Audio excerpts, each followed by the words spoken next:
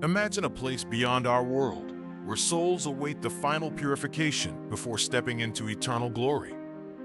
Does this place exist? What untold stories lie within its unseen walls?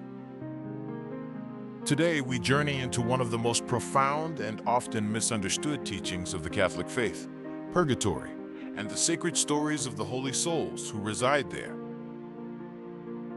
This isn't just about dogma. It's about a deep spiritual connection, an enduring love, and the hope that binds us to those who have gone before us, yet are not yet in heaven. We're going to explore what purgatory truly means, why it's a place of hope, and how the living can profoundly impact those undergoing their final cleansing. For centuries, Catholic tradition has spoken of purgatory not as a final destination, but as a temporary state of purification. Think of it like this. Imagine you're invited to a magnificent royal banquet, but you've just come from a long, dusty journey. You wouldn't think of entering the king's presence until you've washed, changed into clean clothes, and made yourself presentable. Purgatory is, in a spiritual sense, that final washing, that preparation for the unimaginable purity required to stand before God. The Catechism of the Catholic Church defines purgatory as a final purification for those who die in God's grace and friendship, but are still imperfectly purified. It's not a second chance, it's the completion of the first. The holy souls are precisely those who have died in God's love, assured of heaven, but who still carry the remnants of sin, perhaps venial sins not fully atoned for, or attachments to worldly things that need to be burned away by God's purifying fire.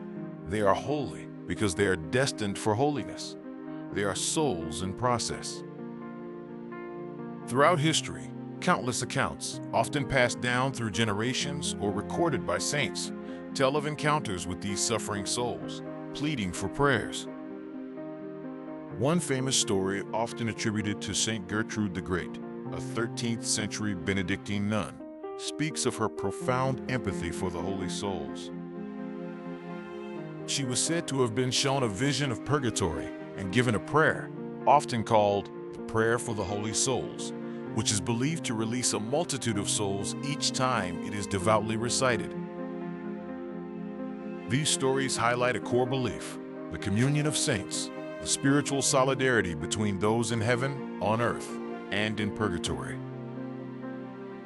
We, the Church militant on earth, can offer our prayers, sacrifices, and masses for the Church suffering in purgatory, helping them reach the Church triumphant in heaven.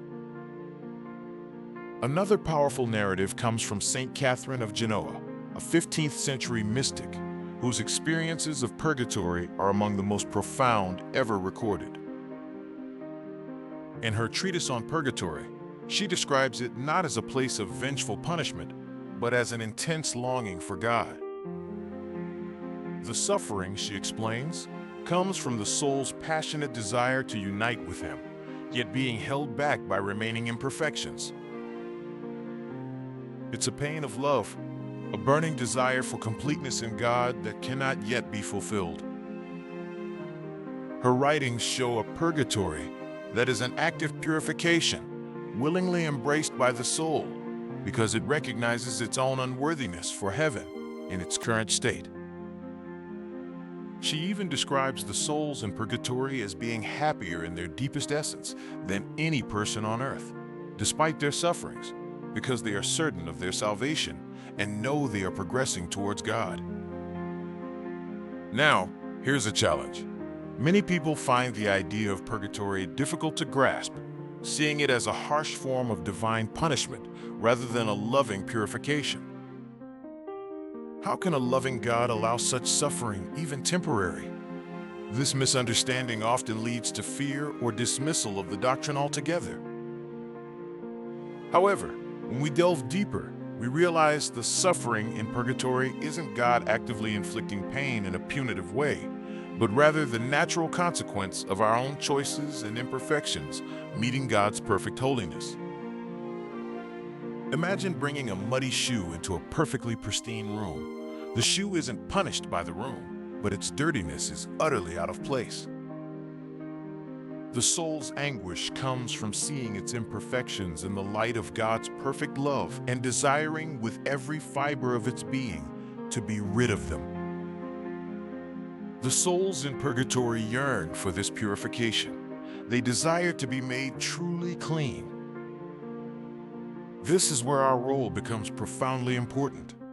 The Church teaches that we can aid the holy souls through our prayers, especially the holy sacrifice of the Mass, as well as almsgiving, acts of penance, and indulgences.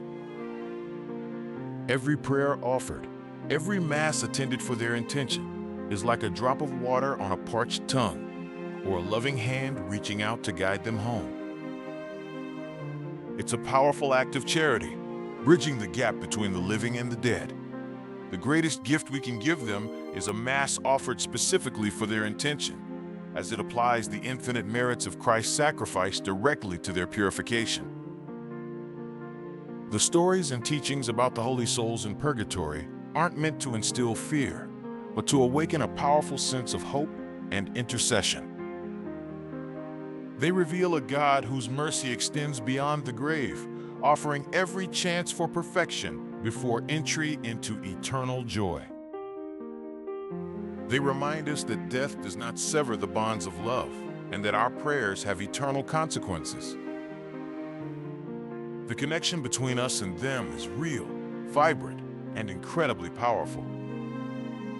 So, as we reflect on these profound spiritual truths, remember that the holy souls are not forgotten. They are relying on our prayers, our charity, and our unwavering faith. Their journey is a testament to God's immense love and His desire for every soul to reach perfect union with Him. If you're eager to learn more about the mysteries of our faith, click on the video now showing on your screen.